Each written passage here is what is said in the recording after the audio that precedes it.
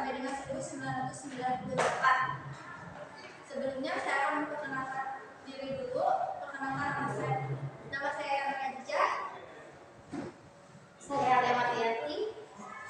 Saya Nanda Ratna. Saya Nurisa Delia. Saya Dinana Juan Surya. Saya Asli Salma. Saya Muhammad Abraham. Saya Juan Tirta. Baik, kita mulai saja ke pemateri yang pertama, yaitu Orde Baru. Orde Baru atau biasa disingkat Orba adalah sebutan bagi masa pemerintahan Presiden Soeharto. Berlangsung selama 32 tahun, mulai dari 1966 sampai dengan 1998, menggantikan Orde Lama yang merujuk pada era pemerintahan Soekarno. Adapun latar belakang lahirnya Orde Baru adalah pertama adanya pemberontakan G30 SPKI yang menimbulkan goyahnya kepemimpinan. Peristiwa ini menewaskan 6 jenderal dan 1 perwira angkatan darat. Tapi sayangnya pemerintah dianggap tidak serius menanggapinya. Maka dari itu mahasiswa melakukan demonstrasi dan mengajukan tuntutan yang disebut Tripura atau 3 tuntutan rakyat yang berisi: 1. Bubarkan PKI, 2. Bersihkan kabinet dari unsur-unsur PKI, dan 3. turunkan harga pangan. Dan yang kedua, adanya Super Semar atau Surat Perintah 11 Maret. Soekarno memberikan kepada Letjen Soeharto sebuah surat yang dikenal dengan Super Semar untuk mengambil segala tindakan untuk mencapai stabilitas. Setelah mengantongi Super Semar ini, Soeharto akhirnya membubarkan PKI. Setelah itu, MPRS atau Majelis Permusyawaratan Rakyat Sementara meminta Soekarno untuk menjelaskan peristiwa G30 SPKI ini yang disampaikan oleh Soeharto melalui pidato yang disebut Nawaksara pada 22 Juli 1966 dalam sidang umum keempat MPRS. Tapi sayangnya pidato ini ditolak. Maka dari itu MPRS mengeluarkan ketetapan nomor 33 tahun 1967 yang memberhentikan Soekarno dari jabatan selaku presiden dan mengangkat Letjen Soeharto selaku pejabat presiden. Dan Indonesia pun memasuki sebuah periode Orde Baru. Adapun ciri-ciri Orde Baru adalah: pertama, sentralistik atau pemusatan seluruh wewenang kepada pemerintah, yaitu Soeharto. Yang kedua, ada otoriter atau segala sesuatu sesuai dengan perintah dari Soeharto. Dan yang ketiga, terencana. Segala sesuatu direncanakan supaya menghasilkan harmonisasi kehidupan. Adapun kelebihan dan kekurangan masa Orde Baru adalah: pertama, kelebihan masa Orde Baru yaitu 1. Kestabilan politik. Karena kestabilan politik ini menghasilkan kelebihan lainnya seperti pertumbuhan ekonomi yang tinggi. Pada masa ini Indonesia sempat mencapai 10%. Bahkan Indonesia sempat digadang-gadang menjadi mata Asia selanjutnya. Terus yang ketiga, ada politik luar negeri yang relatif bagus. Salah satu contohnya pada zaman Orde Baru, kita menjadi salah satu inisiator dari berdirinya ASEAN 8 Agustus 1967. Maka tidak heran kalau kalian pernah dengar slogan "Tie Kabare Enak Zaman Kuto", soalnya slogan itu adalah slogan dari Orde Baru.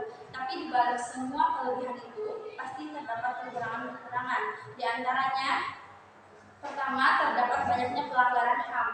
Contohnya seperti penembakan misterius dan bungkamnya aktivis-aktivis. Yang kedua, banyaknya KKN atau korupsi, kolusi, dan nepotisme.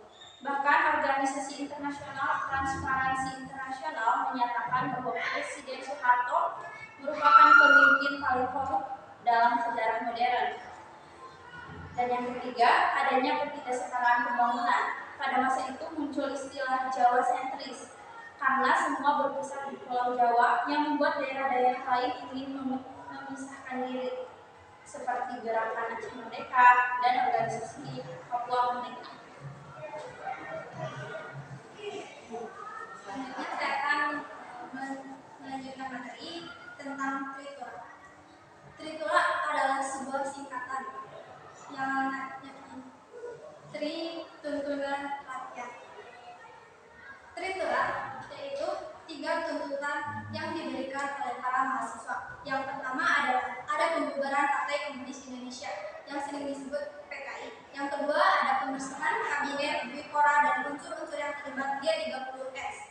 Yang ketiga, ada penurunan harga atau perbaikan ekonomi. Sebenarnya di sini Indonesia sedang terpuruk dalam hal perekonomian.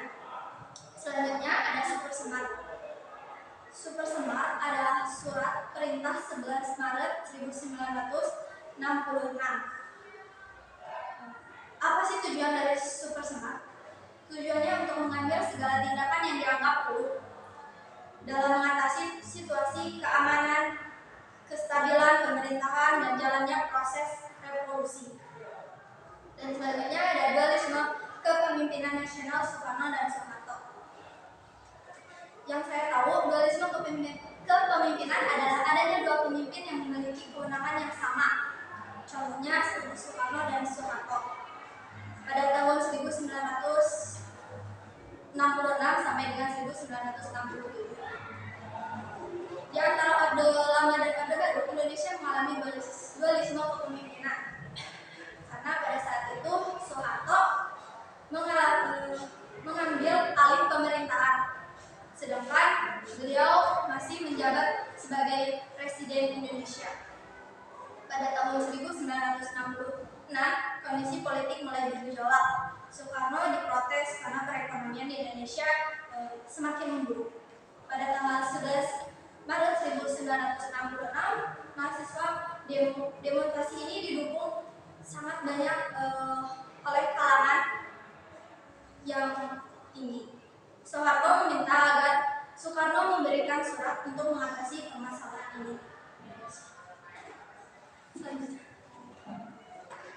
Lalu ada stabilitas politik dan rehabilitas ekonomi. Stabilitas politik adalah bagian dari dasar penyusunan strategi kehidupan bernegara dan bermasyarakat di Indonesia. Penataan di bidang politik memiliki implikasi terhadap kehidupan ekonomi. Kekuatan politik dan ekonomi saling mempengaruhi secara reciprokal dan hal ini dapat terlihat di dalam kehidupan demokrasi di Indonesia pada saat ini. Untuk menjamin kestabilan politik, sistem politik perlu mendorong munculnya kepemimpinan yang moderat di dalam spektrum politik yang begitu plural di Indonesia. Indonesia pada periode 1948 sampai 1957 terdapat 45 aksi protes, 83 pura dan 615.000 kematian yang diakibatkan oleh kekerasan politik. Hal ini adalah representasi dari rapuhnya kestabilan politik Indonesia. Ketidakstabilan ini adalah akibat kelemahan elit untuk bekerja satu dengan yang lainnya, serta belum melembaganya struktur dan prosedur politik yang memberi ruang kepada masyarakat untuk berpartisipasi. Oleh karena itu, ketika Orde Baru mulai memerintah, mereka memulai stabilitas politik dengan memberikan aksentuasi pada pembangunan. Rehabilitas ekonomi adalah perbaikan secara fisik, sarana dan prasarana ekonomi. Hakikat dari kebijakan ini adalah pembinaan sistem ekonomi berencana yang menjadi berlangsungnya demokrasi ekonomi ke arah terwujudnya masyarakat adil dan makmur berdasarkan Pancasila. Rehabilitas dan stabilitas ekonomi menjadi kebijakan awal pemerintah baru dalam memberikan kondisi tersebut.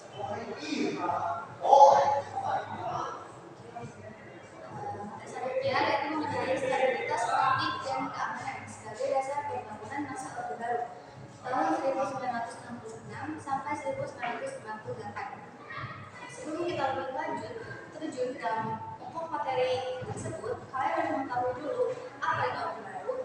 Sebetulnya tadi sudah diterangkan oleh teman saya, bisa terangkan lagi. Orde Baru berarti suatu tatanan seluruh kehidupan rakyat, bangsa, dan negara yang dilakukan kembali kepada pelaksanaan Pancasila dan Undang-Undang Dasar 1945 secara dinamis dan konsekuen. Dari pernyataan tersebut, kita dapat pada kesimpulan bahwa Orde Baru berarti suatu sistem pemerintahan di Indonesia yang mengganti sistem pemerintahan sebelumnya dengan didasari koreksi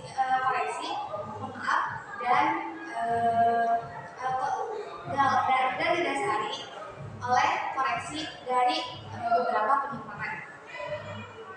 Lalu ada Orde Baru merencanakan berbagai konsep dan aktivitas pembangunan nasional yang berorientasi pada kesejahteraan masyarakat. Langkah pertama melaksanakan pembangunan nasional tersebut adalah dengan membentuk Kabinet Pembangunan 1, tepatnya pada 6 Juni 1968. Ada 5 poin dari program Kabinet Pembangunan 1. Pembangunan 1 ini juga dikenal dengan sebutan Pancakrida. 5 poin tersebut diantaranya poin yang pertama, menciptakan stabilitas politik dan ekonomi sebagai syarat mutlak berhasilnya pelaksanaan rencana pembangunan 5 tahun atau RPLK dan pemilihan umum. Poin ketiga, menyusun dan merencanakan RPLK.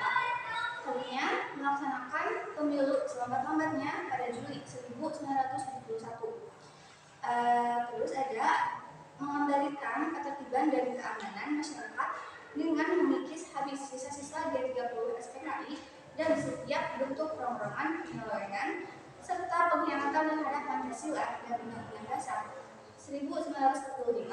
Dan poin yang terakhir adalah melanjutkan penyempurnaan dan pembersihan secara menyeluruh aparatur negara baik di pusat maupun di daerah dari unsur-unsur komunisme.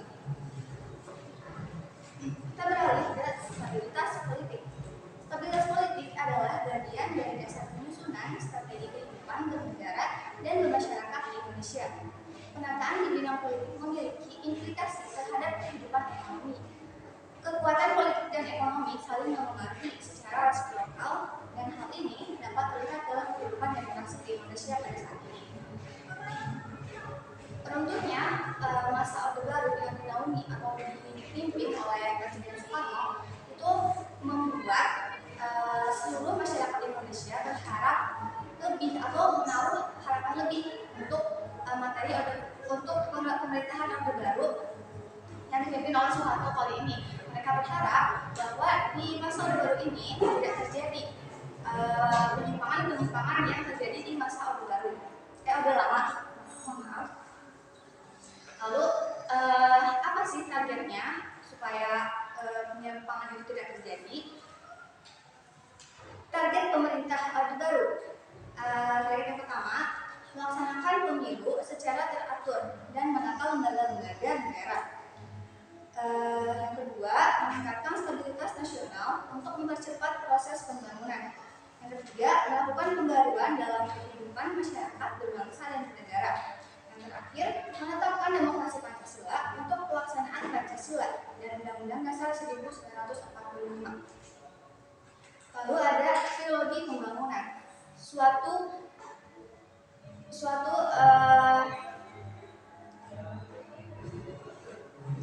dari pembangunan, yaitu pembangunan di berbagai aspek dan perataan beserta hasil-hasilnya kepada seluruh masyarakat. Trilogi pembangunan ini itu merupakan pekerjaan bangsa mandiri yang diletakkan pada pilar stabilitas. Ada 3 poin di trilogi pembangunan. Yang pertama, pemerataan pembangunan dan hasil-hasilnya menuju kepada terciptanya keadilan sosial bagi seluruh rakyat. Yang kedua, stabilitas nasional yang sehat dan dinamis. Dan terakhir, pertumbuhan ekonomi yang cukup tinggi. Lalu di dalam trilogi pembangunan ini itu ada tujuannya pemerintahan pada masa Orde Baru, di mana pemerintahan masa Orde Baru ini tercantum juga di dalam Undang-Undang Dasar 1945 bahwa negara yang ingin dicapai adalah sebuah negara pemerintahan yang mampu melindungi segenap bangsa, mewujudkan kesejahteraan umum, mencerdaskan kehidupan bangsa, dan ikut melaksanakan ketertiban dunia dengan dasar pada kemerdekaan, kedamaian pribadi, dan keadilan sosial. Jadi itulah tujuan dari trilogi pembangunan yang tercantum juga di dalam Undang-Undang Dasar 1945. Lalu untuk mencapai tujuan tersebut ada upayanya dari pemerintahan. Yang pertama, ada 2 aspek, aspek politik dan aspek keamanan dan pertahanan. Di dalam aspek politik, yaitu dengan membentuk kabinet pembangunan. Kabinet pembangunan dengan tugasnya yang disebut Pancakrida, yaitu menciptakan stabilitas politik dan ekonomi, menyusun dan melaksanakan rencana pembangunan 5 tahun, pelaksanaan pemilihan umum. Lalu di dalam aspek keamanan dan pertahanannya, yang pertama ada peran ABRI.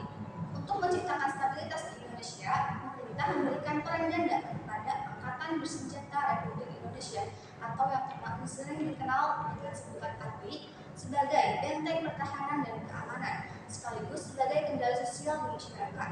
Fungsi ini dikenal dengan sebutan dwifungsi ABRI.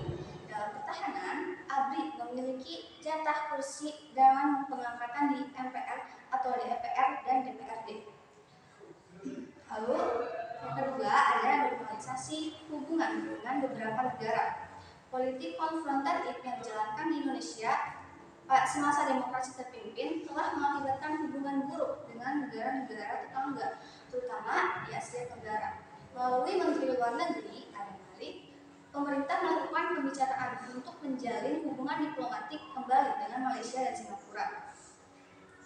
Itulah mungkin materi untuk stabilitas politik dan keamanan sebagai dasar pembangunan masa Orde Baru. Kita beralih ke materi selanjutnya mengenai stabilitas penyeragaman.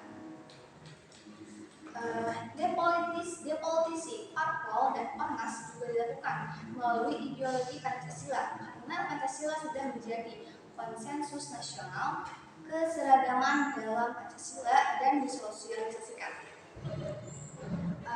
Sebelum lebih lanjut lagi, mungkin kalian penasaran ya, kenapa masa Orde Lama itu diganti dengan masa Orde Baru, atau belakangnya itu ketika masa Orde Lama yang dipimpin oleh Presiden Soekarno, ternyata pada masa itu terjadi beberapa konflik, terjadi beberapa pergolakan gitu. Dan artinya itu Pancasila yang sebagai dasar negara itu belum tercipta dengan baik gitu. Nah, makanya Presiden Soeharto itu ingin mengganti atau ingin mengubah cara pikirnya Presiden Soekarno, karena dan Presiden Soeharto ini ingin mewujudkan Pancasila yang sebagai dasar negara itu benar-benar tercipta dengan baik. Maka dari itu, pada masa Orde Baru yang dipimpin oleh Presiden Soeharto sendiri, Presiden Soeharto akan menjadikan Pancasila sebagai pedoman untuk kehidupan masyarakat di kehidupannya sehari-hari. Maka pada tanggal 12 April 1976, Presiden Soeharto mengungkapkan gagasan mengenai pedoman untuk menghayati dan mengamalkan Pancasila, yaitu gagasan Eka Prasetya Pancakarsa. Gagasan tersebut juga dijadikan sebagai tetapan MPR dalam sidang umum di tahun 1978 mengenai pedoman penghayatan dan pengamalan Pancasila atau bisa disebut juga dengan P4. Sejak saat itu, pemerintah Orde Baru menyatakan Pancasila sebagai asas tunggal dalam kehidupan berbangsa dan bernegara. Lalu, upaya untuk menanamkan Pancasila sebagai asas tunggal dilakukan dengan mengadakan pengantaran P4 di sekolah-sekolah, kantor-kantor, organisasi politik, organisasi masyarakat, dan lain sebagainya. Jadi awalnya tuh Soeharto miris gitu ya, atau apa ya namanya, prihatin ketika masa Orde Baru. Jadi dia mengeluarkanlah gagasan tersebut. Nah, lanjut ke tujuan penataran. Tujuan penataran yaitu untuk membentuk pemahaman yang sama. Tujuan penataran keempat ya, untuk membentuk pemahaman yang sama mengenai demokrasi Pancasila. Dengan demikian, persatuan dan kesatuan nasional akan terbentuk dan terpelihara. Jadi tujuan ini juga menarik perhatian dari masyarakat, gitu, sehingga tujuan ini juga mendapat dukungan dan dorongan dari banyak masyarakat. Lalu ada lembaga yang menangani P4.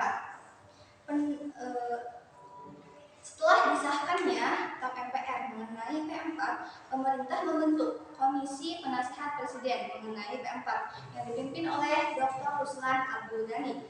Sebagai badan pelaksanaannya dibentuk Badan Pembinaan Pendidik Pelaksanaan P4. Tugasnya mengkoordinasi program penataran P4 yang dilaksanakan pada tingkat nasional dan regional. Lalu selanjutnya ada penerapan P4. Pegawai negeri sipil maupun militer serta pelajar dari mulai sekolah menengah sampai perguruan tinggi diharuskan mengikuti penataran P4. Mungkin kalian penasaran ya, kenapa kita harus mengikuti penataran P4? Karena dengan kita mengikuti penataran P4 ini, kita bisa mengamalkan atau mengaplikasikan nilai-nilai Pancasila dengan baik. Lalu yang kedua, penataran P4 dilaksanakan dengan belajar mengajar mengenai P4 dalam beberapa waktu. Dengan catatan, di dalam penataran P4 dilarang keras membahas SARA karena dianggap hal sensitif. Mungkin kenapa nggak boleh menyinggung SARA di dalam penataran P4? Karena SARA itu sesuatu yang sensitif banget gitu ya. Maka dari itu Presiden Soeharto menyarankan ketika kita akan mengkritik orang, menghubungi orang, tidak dengan menyinggung SARA. Karena selain merupakan hal yang sensitif, SARA juga bisa menyebabkan munculnya pergolakan atau pertikaian dari misalnya dari individu ke individu yang lain, dari kelompok ke kelompok yang lain seperti itu. Lalu setelah P4 selanjutnya Orpospol yang diseragamkan dalam arti harus menerima Pancasila sebagai satu-satunya asas partai dan organisasi yang dikenal dengan sebutan asas tunggal. Asas ini banyak menimbulkan pertentangan dari berbagai kalangan, tetapi Presiden Soeharto tetap meneruskan gagasannya sehingga disahkan pada TAP MPR nomor 2 tahun 1983.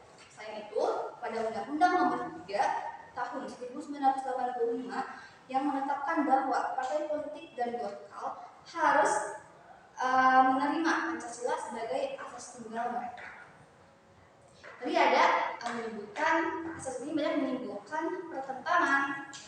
Kenapa? Karena di dalam penataran P4 ini ada kebijakan-kebijakannya. Misalnya demokrasi Pancasila yang mengakui hak hidup Bhinneka Tunggal Ika dipergunakan dalam pemerintah Orde Baru untuk mematikan Bhinneka, termasuk memenjarakan atau mencekal tokoh-tokoh pengkritik kebijakan pemerintah Orde Baru. Jadi di Orde Baru ini tuh kita nggak boleh mengkritik, maksudnya ketika Presiden Soeharto berkata A, kita harus berkata A gitu, aja ngikutin aja gitu. Kita tidak boleh mengkritik atau mengomentari gitu. Makanya banyak masyarakat yang tidak setuju atau melakukan protes ya, yaitulah adanya pertikaian gitu. Terus kenapa juga banyak pertikaian? Karena P4 ini merupakan suatu bentuk indoktrinasi gitu. Sehingga ideologi Pancasila menjadi bagian dari sistem kepribadian, sistem budaya, dan sistem sosial masyarakat Indonesia. Itu juga merupakan penyebab pertikaian yang terjadi antar masyarakat Indonesia.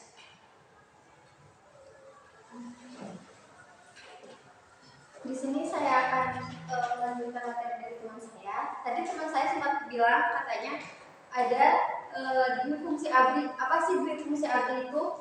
Jadi, duit fungsi merupakan gagasan pemerintah pada masa Orde Baru yang menyatakan bahwa Angkatan Bersenjata Republik Indonesia atau ABRI memiliki dua fungsi, yaitu sebagai pemegang kekuasaan dan pengatur negara.